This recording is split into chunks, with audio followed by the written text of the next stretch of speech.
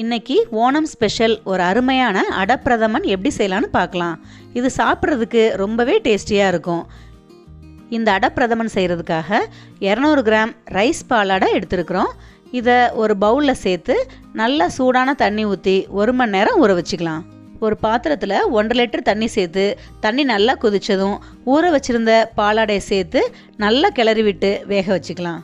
இது வேகிறதுக்கு கொஞ்சம் டைம் ஆகுங்கிறதுனால தான் நாம் இதை சுடுதண்ணியில் 1 மணி நேரம் ஊற வச்சுக்கிட்டோம். இப்போ பார்த்திங்கன்னா அடை நல்லா சாஃப்டாக வெந்துருச்சு.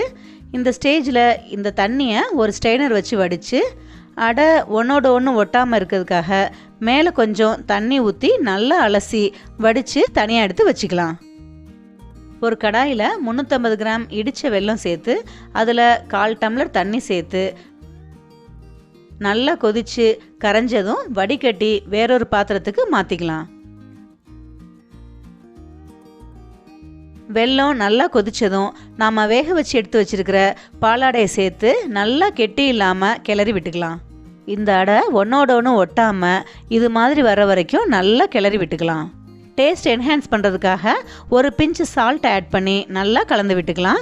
இந்த பாலாடை வெள்ளைப்பாகில் நல்லா கொதித்து கெட்டியானதும் நம்ம ஏற்கனவே ஒரு முழு தேங்காவை திருகி பால் எடுத்து திக்கான முதல் பாலும் கொஞ்சம் தண்ணியான 2வது பாலும் எடுத்து வச்சுருக்கிறோம். அதுலேருந்து 2வது பாலை ஊற்றி நல்லா கலந்து விட்டு மீடியம் ஃப்ளேம்லேயே வச்சு கெட்டியானதும் முதல் பாலை சேர்த்துக்கலாம். இதில் 2 டீஸ்பூன் ஏலக்காய் தூள் சேர்த்துக்கலாம். திக்கான பால் சேர்த்ததுக்கப்புறம் ரொம்ப கொதிக்க வைக்க வேண்டாம். 2 நிமிஷம் சிம்லேயே வச்சு நெய்யில் வறுத்த தேங்காய்பால், முந்திரி, திராட்சை இதெல்லாம் சேர்த்து நல்லா கிளறி இறக்குனா ரொம்ப சுவையான அடப்பிரதமன் ரெடி.